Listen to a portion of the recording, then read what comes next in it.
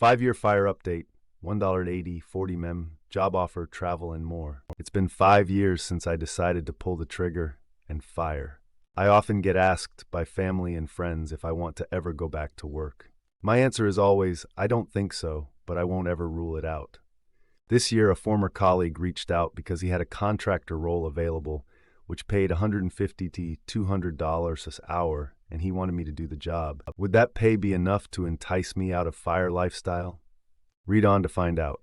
I've got a TLDR below, but encourage you to check out the rest of the post for more details. TL, 40RM Sync renting in the SF Bay Area, formerly in IT consulting and fired in January 2019 with $1.1. Net worth increased from $1.50 mellas to $1.82 members in 2023. Spent $39,400 out of $38,000 budget, 3.5% over, which is a 2.2% WR based on current net worth. Spent 21 nights in 2023 away from home. For further background, check out my original post and 4 updates. Fire post, www.reddit.com/e08l35core11mor, luck stumbles, dedication and thrift and 11. Year 1 update /financial independence, comments /F261K 1 year, update 1 year in and loving it core, 3511 luck. www.com/financial independence, year 2 fire update, Corona 2020 edition, core 3511 meet for a fort /35 core let it luck. Comp /S280 /S280 /S280 Here's my breakdown of where I stayed overnight. Summer camp, 5750. Family, hotel Airbnb, 28. Friends, 7. Overnight vehicle, 3. Notable travel that isn't covered in elsewhere. Took an Amtrak train from SF to Seattle. Road trip from SF to NY. Spent 1 month Brazil. Went on 3 climbing trips to Red Rocks. Viewed the annual eclipse at Bryce National Park. Climbing, 38 days of outdoor climbing. Over 152 pitches. First trad leads 5.0 and 5.6 and 5.8. Followed an aid climb and learned how to use an aid ladder. Led Conquistador in Red Rocks 5.10D. Flash led Glitter Gulch in Red Rocks 5.11A. Volunteering summer camp rebound. I volunteered at a summer camp recommended to me by a friend. I was there for 10 weeks and everyone there thought I did an amazing job. It was super validating to know that I am not only competent but also excel, after previously being rejected from my other camp. Overall, it was a good experience, but 10 weeks was a long time, and I'm not sure I want something that long again, at least not as a volunteer. My old queer summer camp is finally having in-person camp again, so I'll be doing that in 2024. Burning Man. I went with the same camp I went with in 2022, and I loved it despite the mudpocalypse. There were countless amazing moments, but some notable things are exploring all of the amazing artwork, naked oil wrestling, climbing the cube light structure. After talking to some people, including rangers, I'd like to go back as a Black Rock Ranger the next time I go. Unfortunately, I'm going to skip 2024 because my summer camp overlaps and my priority is to go to my summer camp since it hasn't run since 2019. Board games. Cult of the old and competition. There are some people who like to play the newest, hottest games out there, and that used to be me. But over the past few years, I've focused more on games that I know and love, while only occasionally playing new games. 2023 marks the year where I dove deeper into playing old games and getting competitive. I attended a regional World Series of Board Games event and got 3rd place overall. I also attended the World Board Gaming Championship, made 4 different semifinals, and got 5th place in 1 game, which won me some laurels. Favorite game this year is Frosthaven. Despite being gone so much, we still played 30 games, and I'm hoping to finish the main campaign this year. Job opportunity. A former colleague reached out to me and had a contract gig for 6 months for $150 to $200 for HR, which would annualize to $300K to $400 full-time. That was a perfect match in terms of skill and experience. It was very tempting because I could just work for a few months and get some fun money to have in the future. Ultimately, I turned down the offer because I didn't want to have to travel to the client site 3 time zones away and thought about all the things I'd not have to give up this year. Even if it was a local client that I could easily commute to, I don't know if I ever want to go and work again at all. I live a great lifestyle, and not working allows me to do so many things I love/enjoy, and I still have room to increase my spending if I need to. If you would have asked me earlier in life if I had the chance to make $150 an hour, I would have jumped on it so fast. But now that I have what I need, I don't think there's a job out there that I'd take and give up my fire lifestyle. How much would it take to go back to work, if any at all? Finances: income, dividends and taxable accounts, 77K. Long-term capital gains, 1.2K. Carryover capital loss, 2.9K. IRA to Roth IRA conversion, 13.1K. Total A22 taxes: federal $50, state $200.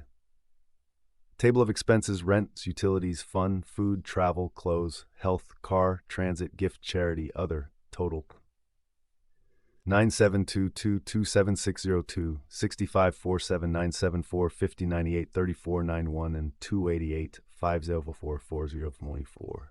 Overall, my expenses were 2.2% of my net worth, which is well within a safe withdrawal range. I'm hoping to keep it in that range, but I'm not too worried if I go over budget. Rebalancing portfolio for SOAR. I was previously 100% in VTSX, but I joined the 2S2FI Discord server and chatted a bit with people. For some reason, I thought being 100% equities was safest for longer-term things and mitigated SOAR by having 2 years of cash when I pulled the trigger. I looked at the stats with different scenarios and decided to do a reverse glide path over 10 years. I transferred all of my rollover IRA, 27% of my NW, from VTSX to VTBLX Total Bond Index. I chose that because there was no tax impact to switch the funds and also put the bonds in a tax-free vehicle. Overall, I've got a safer portfolio which will convert about 2.7% year to 100% equities over 10 years. I was probably fine before with such a low withdrawal rate, but now I've got even better chances at success. I've kept my income at 30 Cali, but with inflation the FPL limits have gone up, so my subsidies have gone up and my premium costs have gone down to $0 per month for my Silver 73 CSR plan. California has also decided to subsidize the Silver CSR plans even more by making them have zero deductible. It isn't too big of a deal for me since I don't have many costs, but it will make a huge difference for anyone who doesn't hit the deductible cap every single year. I'll increase my income to 35K in 2024 to realize some long-term capital gains. This will lose me some ACA premium subsidies, but I need to make a bit of progress towards realizing those. 2024 goals. Travel less. I'm hoping to spend at least 180 days at home in 2024. Train for and hike the John Muir Trail. Climb, backpack, and bike more. Eat healthier, do more home cooking, eat less junk snack food, travel to Kalymnos and climb for 3 weeks. Thanks for making it all the way to the end. Feel free to leave any questions, comments below, and I'll try to answer as many as I can. Related to your offer, do you ever find it ironic that once you no longer want a job with high pay, those offers seem to show up? Haha, it is a bit ironic, but also it is a contract gig, which I probably could have gotten if I was willing to be riskier during my career, but I enjoyed the stability of a steady job salary. The question now is, how much would the offer have to be for me to take it? I'm sure there is some number that I would go back and do work, but not at that level. 40K draw on a 1.8 meter NW. Is it all invested? I think you're pretty safe already. I'm a dink with a similar household spending as you, Midwest, and probably a similar invest NW. My problem is I am overly risk-averse and want to be able to weather a catastrophic sequence of returns, so I'll continue contracting for another couple years at a lower rate than what you're being offered. So I guess for me, were I in your shoes, I'd take it. But again, I'm overly risk-averse, hence the 1 more year syndrome. Yeah, it is all invested in a 3-fund portfolio, with the vast majority in an after-tax account, so I've got easy access to it. I feel similar to you in that I am risk-averse, but I'd rather be a little more cautious on the spending side than work more. Out of interest, what's the after-tax ratio? Like 2/3 total? Most of my NW is in after-tax, and it somehow feels worth more than the other accounts' invested buckets. Congrats on the free life. Yep, just about two-thirds actually. Having the flexibility to take it at any time is super convenient. I do have a problem that there's a lot of unrealized gains in there, but that's a problem for future me to figure out. Nice, so much easier. Yeah, about 75% of mine is basis, but I'd still rather have the unrealized gains like you do. You're already a few years in, and apparently weathered the 2020 scare and 2022 just fine. You're withdrawing at what, 2.3% now? I'm probably 3% if I stepped off now, so I probably would be comfortable at your level. Yeah, I'm not sweating too much right now. I stayed the course and didn't flinch when my portfolio lost 400Ks in 2022. I think 3% would definitely be a bit on the risky side right now, given historically high CAPE ratios given sequence of return risks, but it really depends on how flexible your spending is. If your job is tolerable and you aren't itching to fire, it definitely could be nice to pad your stash with some more cash. It's tolerable, judging by the fact I'm chatting while you in the middle of the workday. I would love to be able to live off my after-tax dividends. 70% of my invested NW is not in traditional retirement. Oops. If I could get to 1.8% off that, I wouldn't even have to sell anything, just redirect those to my checking. But I figure at that point, I'm getting to fat fire. Anyway, just thinking with my fingers. Congrats and thanks for giving the community an update. Inspiring. Yes, same here. I have 2 kids though. I have 2x saved, similar age, and I'm still working for a rate higher than above. I'm overly risk averse. If I were in OP shoes, I'd take it, especially living in San Francisco. I'm worried about the health risk of retiring later and being less mobile. Get the 20% bonds and execute a glide path. If you're already under 3% withdrawal rate and have 20% bonds, you're already ready for the most extreme catastrophic events. Even the last 30 years of the Nikkei wouldn't have fazed you. What I didn't think would happen when I started is that risk isn't even my biggest concern, risk-averse as I am. It's having spent the last 15 years making top decile income and consuming at less than median to go to relying on a majority draw of a fixed income. That, in fact, as my income goes up, my job gets easier and easier. To be honest, I'm probably heading for fat fire. My focus now is to make sure I figure out when it's time to take the plunge. 45 RE with a pure dividend 1.8% draw rate sounds good. 60 with $10+ million invested is overboard, and I know I'll have regrets. If you've been happy consuming at below median for 15 years, what's the point in going fat fire though? That's pretty much building more and more millions for whoever may inherit them at this point, unless there are lots of luxuries you actually enjoy but don't pursue so far for whatever reason. That's a good question. I don't honestly know. I can say for certain it's not the reasons you hypothesize. If I had to say, I'd say the freedom to do what I want, where I want, without regards to price. Give them the number you'd actually be willing to do the work for if such a number exists. $300? $1 You can do so in however fashion you want. I talked to the sub-K company about this, and I threw out a number like $300, and they just said, that doesn't happen. The consulting company that I used to work for and would be contracting with has protocols, procedures that wouldn't let it get that high. They seem to think that $200 would be the absolute max they could get me. Yeah, so then reply to their request for you to work with, that doesn't happen. I was much more diplomatic about it than that, but that's what I thought in my head. Well, that's an easy decision then for you. Maybe I missed it within the post somewhere, but what is your housing situation that allows you to spend so little on rent? I understand you travel most of the year, so do you have a unique setup that allows you to avoid paying for housing when you aren't at home? See my other comments, but basically, roommate, a good deal, and being in the place for a long time. Out of curiosity, what would happen if the landlord decided to raise the rent substantially? It sounds like it's well below market. Would you be able to do this paying market rate rents? They have limits on how much they raise it in California. AB 1482 is a statewide law that went into effect on January 1st, 2020, and expires on January 1st, 2030. It does two main things.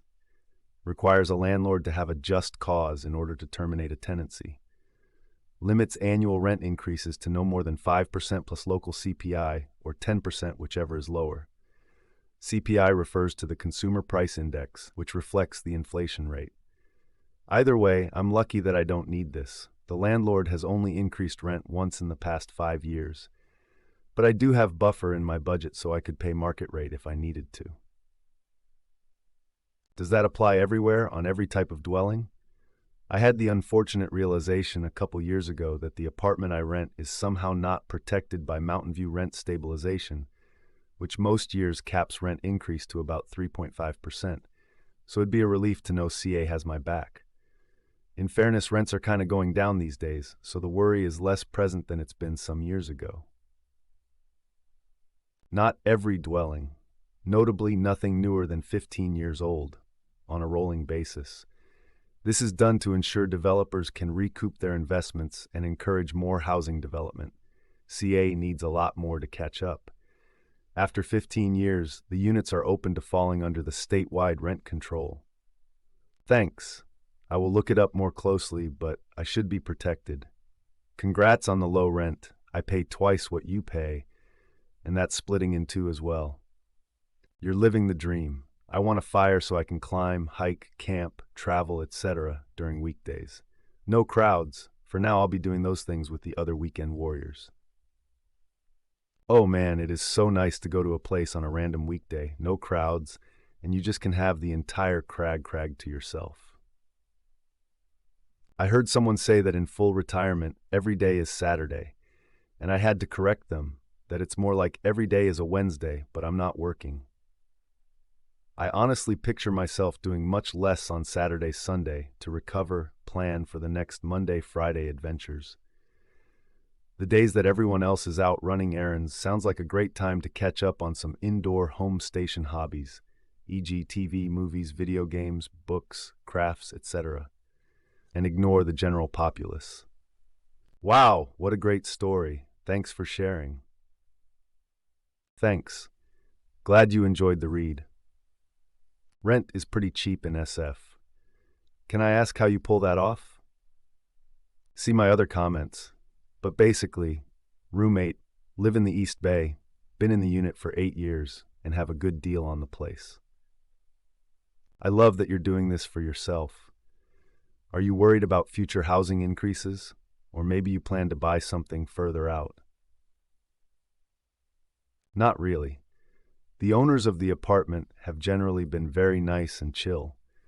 Worst case is that they get bought out and they try to jack up the prices. Luckily, California passed a bill in 2020 which limits the rent increases that landlords can do. It isn't officially a rent control, but acts as a pseudo-rent control. Sounds like you have having a great time and living life. Good on you. Also, rent in SF, rent util $9 and $7.22 seems wild unless you got some sweet rent control from 10 plus years back. Thanks, I am enjoying life a lot. I've been in the apartment since 2015 with no plans of moving, but also I don't live in SF proper, but in the East Bay. Man, this is what this sub needs more of. This is motivating. Thank you for taking the time to write up all of these updates. Cheers from a fellow FI nerd in Joshua Tree, CA. Glad to motivate you, and go climb some rocks in J-Tree. Grats. A climber life is a pretty frugal life. Well done, man. You're the first climber in the fire community I've met. There are dozens of us. Where are you on your fire journey, and where do you like to climb? Isn't the dirtbag lifestyle just lean barista fire? Haha. Still early on the journey, got a late start. I live in GA, most my climbing is indoors, but I have a friend in CO, and I go climbing with him a few times a year around Boulder Golden. I work from home where I use the work word lightly. You can do it even if you started late. If you're ever on the West Coast and want to climb, hit me up. How far west? We just got back from Tahoe last week for a ski trip. We are higher earners, but also high spenders, trying to use our money to enjoy the high school years with our kids, still saving 20% plus thought. I've often thought about how to integrate fire into the climbing community. I'll be doing a trip in emerald pools near Reno in the spring, and also usually do multiple Red Rock trips a year outside of Vegas. Do you have any ideas on how to integrate fire into the climbing community? I've heard such great things about Red Rocks.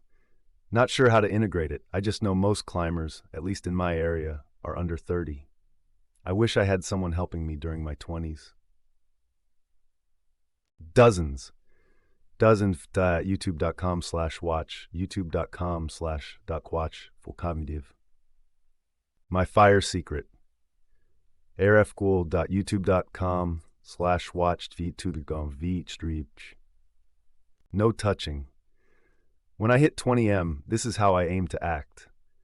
Or flastviews.uquatch and la watch. Appreciate the sharing. Also a fellow climber in Bay Area on a fire journey. Going to have a kid soon though, lol. Of course. Good luck on your climbing and fire journey. Climber in Seattle, hoping to fire in less than 2 years, and you will find me spending most of my summers in the North Cascades and Leavenworth. I'm often in Seattle and want to get some climbing at Exit 38. I'll be at Smith Rock for sure this summer, and may also extend it to get some Exit 38 climbing in. You got another one here. I'm also very late to the game, and probably will never ever actually but would like to be more FI so I can climb more things. Awesome write-up, love it. Just getting ready to fire in the next few months. Keep getting a little nervous, but definitely doing it. It's me and my wife. We are selling the house and should be at about 2.4 NW, heading to Thailand for a year or more. So great to hear a great success story like yours. Thanks for sharing. Congrats. Pulling the trigger can definitely be scary, but you can do it. I absolutely love Thailand and want to visit more. Where do you think you're going to establish a home base in Thailand? Thank you. We are landing in Phuket for the first 30 days minimum in an Airbnb. If we love it, we will look for something more permanent. Koh Samui looks like the best place from where I'm sitting. I have never been, so I guess I will see when we get there. Can't wait to finally get there. Been waiting all year for this day, and it's almost here. Where do you stay when you go visit? What is your visa strategy for Thailand? Retirement visa. You have to be 50, which I am, and show that you have a pension or money coming from investments to live off of. It has to be a certain amount, but it's not much, like $2,500 a month or so. Might have to hold about $25K in Thai bank account too. Not positive on that yet. Some say one or the other, but some say both. I already got the visa. It's for 90 days. Then I have to check in with all the other requirements. That's awesome. I went to Koh Samui, more of a luxury holiday, Anantara. The local markets had great ingredients, cooking class. The Saturday night market was cheap and had great stuff.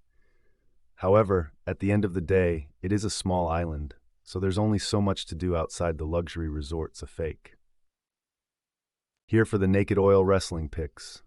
Have a link? I do have a link, but you're not going to get it. Absolutely. That is probably my top reason for going Burning Man. I don't do drugs or really enjoy EDM. I basically spend every night biking the playa to see all of the artwork. Do you know what she did this year? Maybe I saw it? Lots of travel for $6. Travel is 30% of my fire expenses. More airplane and boat trips. Yep, luckily I like to climb, hike, and backpack, so I can do that with a car, and camping is very cheap or even free. If you care for any additional post-decision validation, a popular fire blog author, see Sidebar, suggested something very similar to your glide path approach. If you care for earlyretirementnow.com's 2017-09/ The Ultimate Guide to Safe Withdrawal Rates, Part 19, equity glide paths. And slash earlyretirement.com 27th search, the ultimate guide to safe withdrawal rates, part 19, equity glide paths. That's actually the post I used as a basis for my decisions. Regarding what it would take for you to go back to work, what if you were being paid that rate and it was remote? Why do you want to travel less this year? What will you spend your time at home doing? How are you able to rent in the Bay Area for so cheap? Your annual budget is less than my annual rent. Thanks for the detailed report. It's been very helpful to get a picture of life after fire. Number 1. If it is remote, that makes it more feasible, but still unlikely. I just have so much I'd rather do than make more money that I don't necessarily need. Number 2. I spent 240 and 201 days away from home the last 2 years. I feel like I let some of my friendships, relationships wilt a bit, and I want to nurture them. I'll play lots of board games, hang out with friends, eat good food, and just not be on the road all the time. 3. I am in the East Bay, live in a 1970s apartment. It's fine, just nothing amazing, and I share a 2BR with a roommate. Glad you are able to enjoy it. I do it to show what fire life can be like, especially on the lower end of the expense scale, at least for this subreddit. I spent 240 and 201 days away from home the last 2 years. I am in the East Bay, live in a 1970s apartment. It's fine, just nothing amazing, and I share a 2BR with a roommate. You must have the happiest roommate ever. All the subsidies on rent, none of the space sharing. Haha, yeah, you get a 2BR for the price of a 1BR. What's your housing situation? Your costs for that are very admirable. 1970s, 2BR apartment in the East Bay that I share with a roomie. Also happen to have a pretty good deal for what it is. Thanks for sharing. Been reading your updates for years now, and they are inspiring. Keep it up, and all the best in 2024. Glad I've got a repeat reader and that you enjoy it. We'll keep it going as long as there is interest. As another single renter in SF Bay, thanks for posting. I have a hard time coming up with a number goal because of housing cost, but it's nice to see someone do it starting with a mill. You're welcome. It may not be replicable, depending on what type of living situation you want, roommates or no, and if you want a nicer/newer unit. What do you currently pay right now, and are you in a city that is rent-controlled, Berkeley, Oakland, SF? Even if you're not rent-controlled from a city perspective, AB 1482 now gives statewide protections. What do you currently pay? .org/topics/AB 1482/net.org's topics AB 480. I pay $1,800 solo in Sonoma County, which is shameful to say in this sub, but I cannot abide roommates. I moved here to get cheap rent in a nice, modest complex. I do have some rent control, I believe, per state, but don't see my current housing cost as amenable to fire, and something will have to change. I had roommates and invested way more intensely in my 20s, so I'm coast-FI.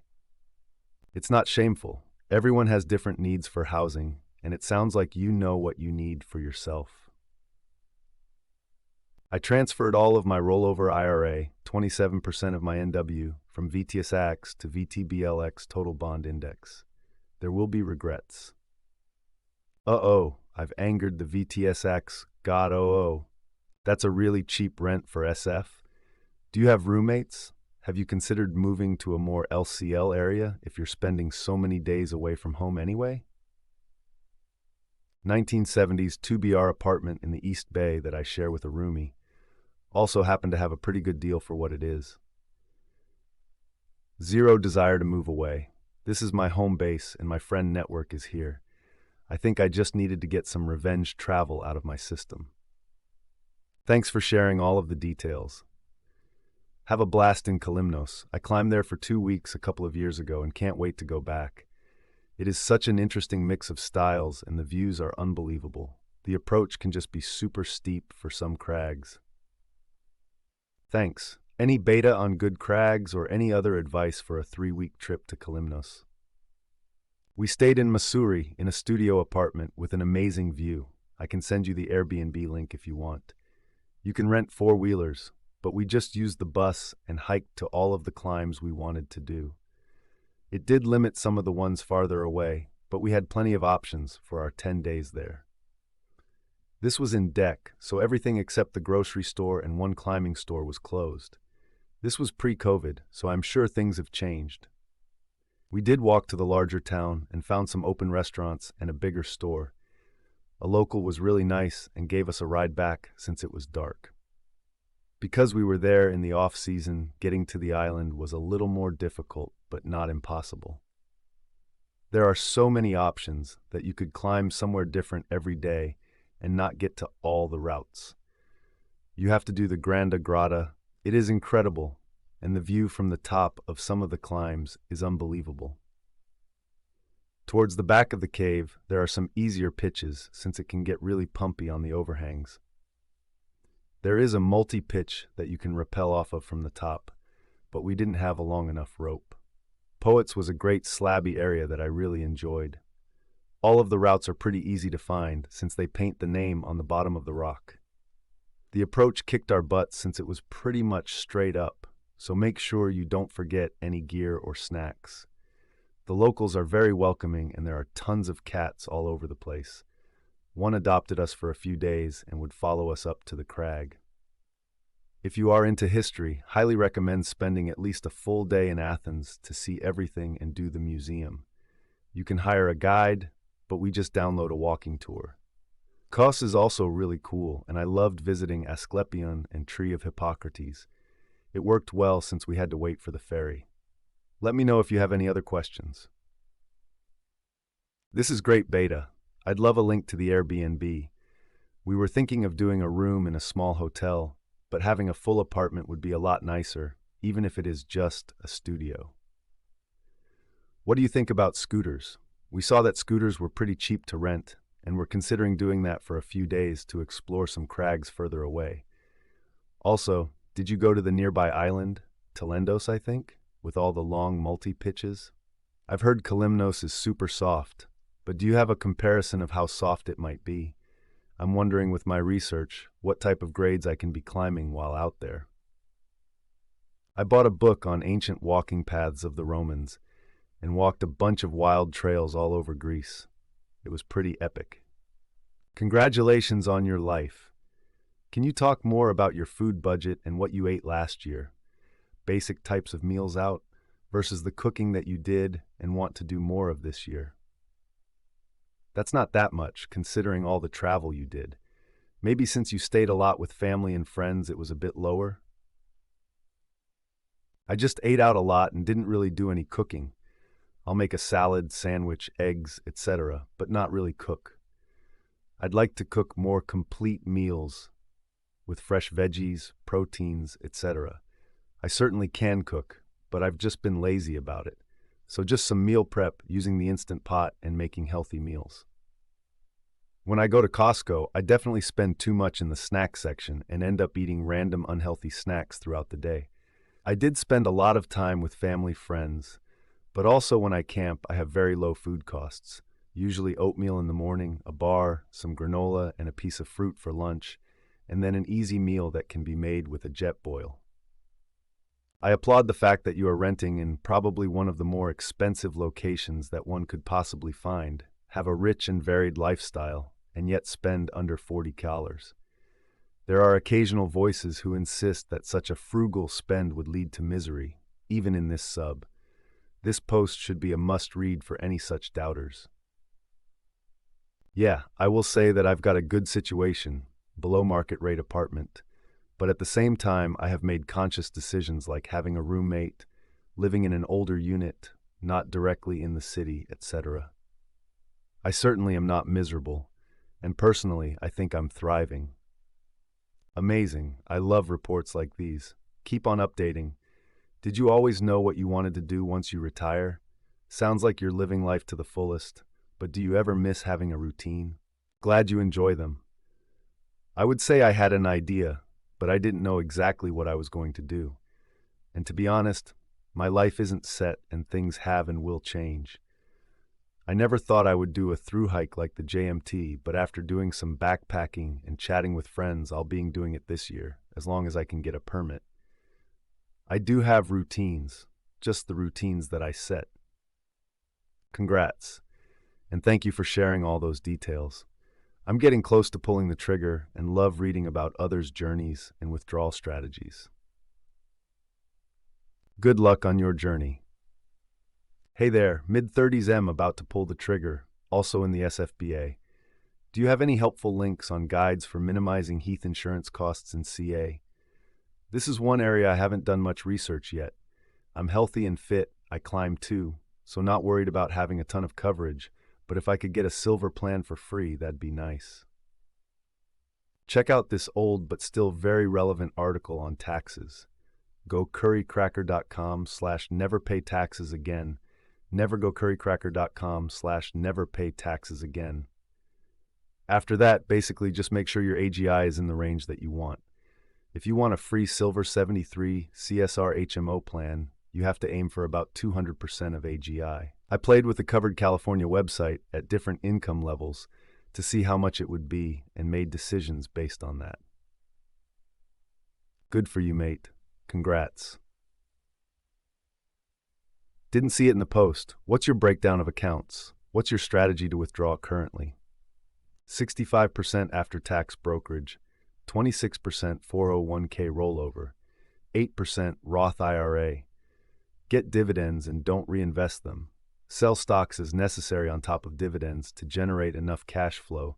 Convert as much into Roth IRA as possible up to standard deduction. Any remaining room will be used to harvest capital gains. Note that all of this is done with ACA subsidies in mind. I could withdraw a lot more tax-free with long-term capital gains, but it would hit ACA premium subsidies heavily. Thanks for sharing. Interesting. I feel like the majority of folks are much more heavy on the pre-tax and retirement accounts. This is one of the first times I can recall seeing that heavy into taxable brokerage. Was that always your strategy? Not intentionally. I just invested what I had, and I didn't max out my 401k to start.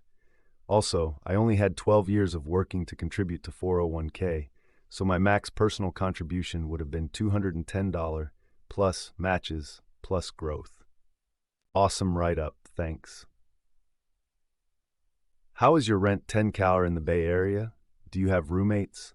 Any plans of buying a place ever in a MCOL or LCOL? You seem to be quite knowledgeable about healthcare. Apart from having more time to research, how did you get info about the plans? Would you say your healthcare plan is as good as the one you had when you were employed? Number 1. I'm in a 1970s 2BR apartment that I share with a roomie. I've been in it since 2015, and it is a pretty good deal for what it is. Number 2. I mostly did research, but also check out posts, comments from Zephyr in this sub. That person posts a wealth of ACA-related posts that are all 100% spot on. Number 3, it's just as good if not better. I know that HMOs can be bad if you have to advocate for care outside of the HMO playbook, mental health, novel cancer treatments, etc. But if you just need preventative care and just vanilla care, it's been great. Are you on Kaiser or another HMO? Kaiser?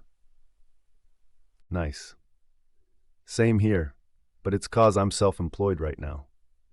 The big difference I see between it and the corp healthcare packages I used to get is how insane out-of-pocket maximums are. How much is your monthly premium for Kaiser?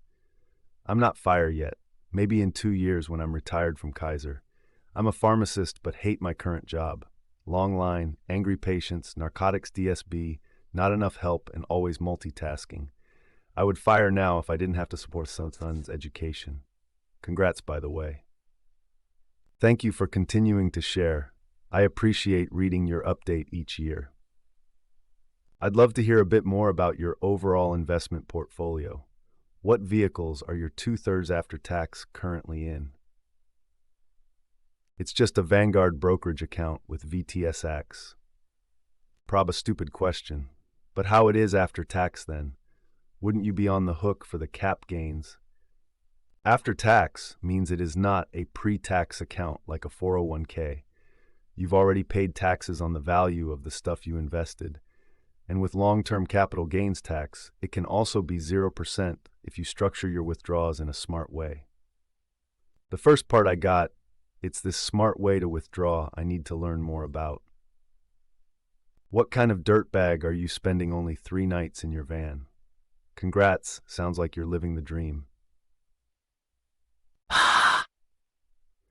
I'm not a true dirtbag since I don't have a van, D. The nights in overnight vehicle was an overnight train and 2 red-eye flights.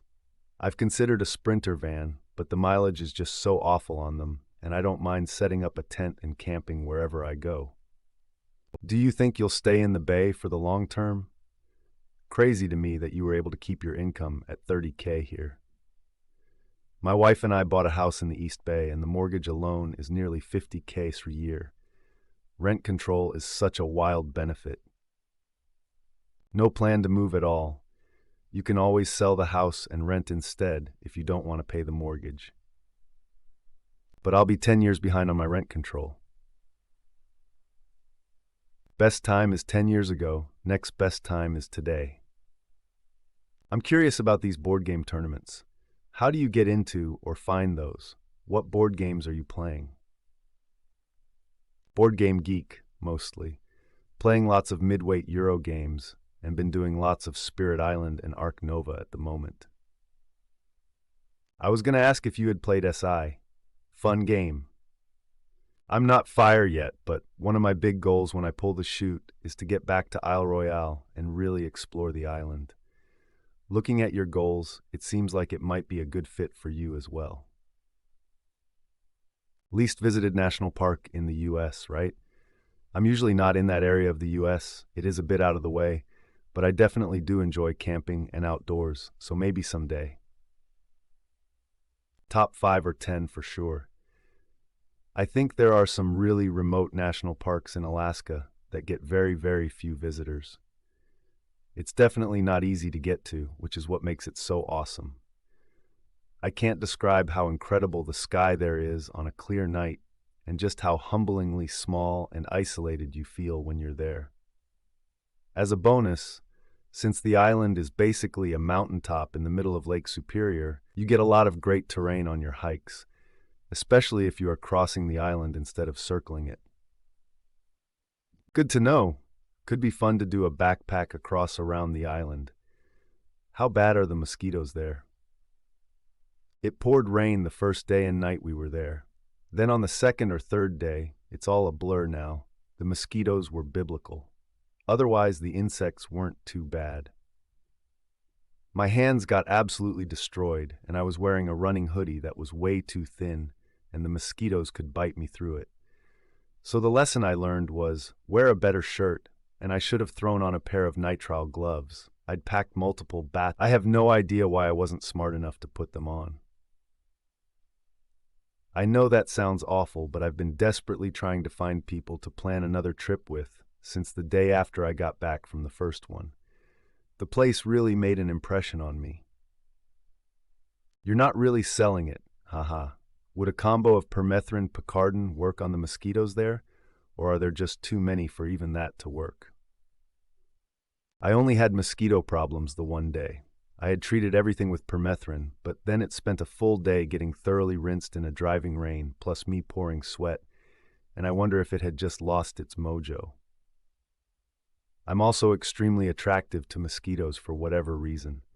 I've always been the first one swarmed, and my bites turn into awful welts.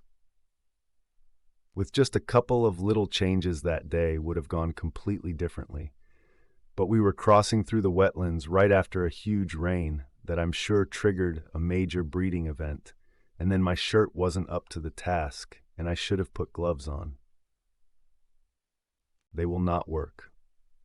Cover everything and wear layers. I have a hat with a mosquito net I can pull down and cinch closed, and it is magical. That hat plus jeans, long socks, covered arms equals skeeter armor when hiking. It is required. The mosquitoes were biblical. Otherwise, the insects weren't too bad. This has my rolling. That's the region in a nutshell, honestly. 8. BTW. I know you're trying to be helpful, and all, but as a rule, we don't like to talk about the good things in this area, only the bad things. Otherwise, it won't remain less visited and will lose part of its beauty. You've got to help protect it now. Do your part. Spread the word about the mosquitoes far and wide. Just the one day, but god damn it, they were awful. They like to come out after a rain or when the conditions are just right, like little to no wind. Real assholes. Awesome write-up. With regards to your AGI, is your strategy to keep your AGI to where it maximizes your healthcare premium subsidies? Have you looked into if it's actually more beneficial to pay a higher premium in order to roll over more of your IRA to Roth to maximize the 0% capital gains tax? I'm trying to come up with a withdrawal strategy for when I fire, and I still don't quite understand all the pros cons to how much to make my AGI. Glad you enjoy it. In 5 years of fire, I've balanced my AGI somewhere between 200 to 50% of FPL. I'll probably move back up towards the higher end of that scale because I want to still get the ACA subsidies and stay on the Silver 73 CSR plan, but need some room to realize some capital gains. ACA subsidy is effectively 15%, so every $1,000 in AGI you have will reduce your ACA subsidy by $150. Because Roth conversions are considered ordinary income, I'm maxing using as much of my standard deduction as possible, and everything is planned around that. Thanks for posting. That was a great read. Interesting that you decided to put on SOAR protection after being RE for 5 years. What ultimately made you decide to swap to a bond glide path after that length of time and with such a low WR? John Muir is incredible. Really, all of Yosemite is. We were there last year in late September, planned to do the entire 3-day hike, but we got unlucky with weather after the first day and had to turn around. Clouds Rest and Half Dome more than made up for it. I had cash on hand and managed 5 years of SOAR totally fine. But I guess I'm trying to hedge my bets just a bit given that we're at all-time market highs, CAPE is pretty high, and I've got a longer horizon than most. Also, I feel like I'm risk-averse, so keeping things extra safe doesn't hurt.